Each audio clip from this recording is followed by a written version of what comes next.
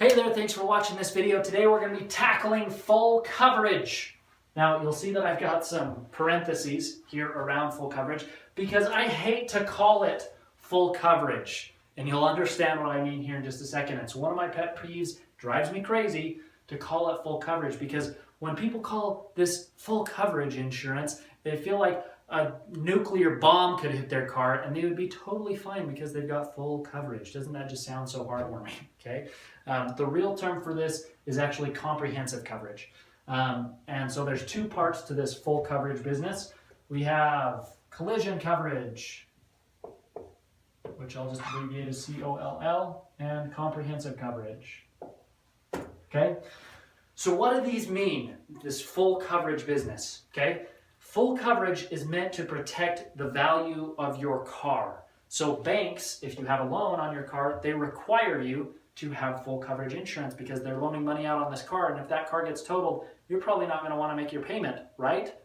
And so they want to make sure that they're going to get their money back, that they're going to be taken care of so that their loan is protected. So most banks are going to require you to have full coverage. Makes sense, right? So the two parts, you've got collision coverage and comprehensive coverage. Now, what does this stuff mean? So collision coverage, this is going to be the deductible that you have to pay in the event of a collision. So I recommend to have at least a deductible of $1,000 for collision coverage. It's good to have some skin in the game. If you're not familiar with deductibles, watch the previous video where we've talked about that. So having collision coverage, I recommend people having a $1,000 deductible just because it's enough money that's generally, it's affordable for most people, but it's high enough that it's going to work out in the long run where you're not filing frivolous claims. On the other side of the fence, we have comprehensive coverage. I recommend people to have deductibles of about $500 on comprehensive. The reason being is you can go back and you can study the values of claims. Generally, collision claims cost more money, so it makes sense to have a higher deductible. Comprehensive claims are usually smaller dollar amounts, and so you may not want as high of a deductible for a comprehensive claim if say a tree falls on the car or something like that. So let's talk about the differences between the two. So collision is just for if you hit something with your car, if you run into a brick wall or you hit another vehicle, to get your car taken care of and fixed, you're going to have to pay this collision deductible.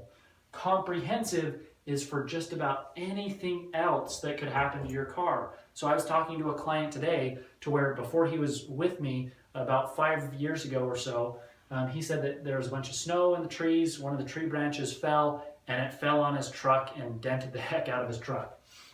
He was like, could my insurance have covered that? And I'm like, yeah, that's totally what insurance is for. That would be a comprehensive claim because it wasn't a collision.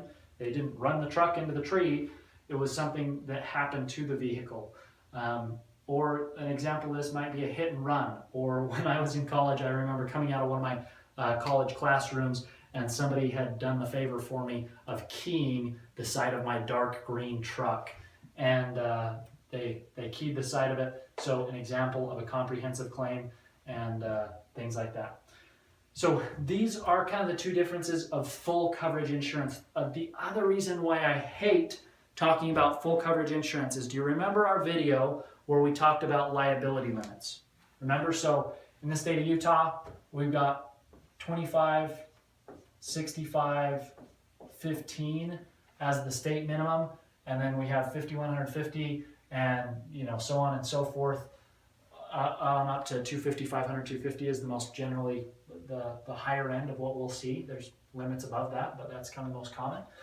So if you have a state minimum policy, but you got full coverage, you're just thinking, man, anything is going to be covered, right? I've got full coverage. Not so, because if you hit that $50,000 truck, you've only got $15,000 worth of coverage, okay? So that means that you're now on the hook for $35,000 if you totaled that vehicle. So I hate calling it full coverage because most people just think that it's going to cover anything when in reality it won't. So I wanted to educate you guys on this. Hopefully it's helpful, and we'll catch you on the next video.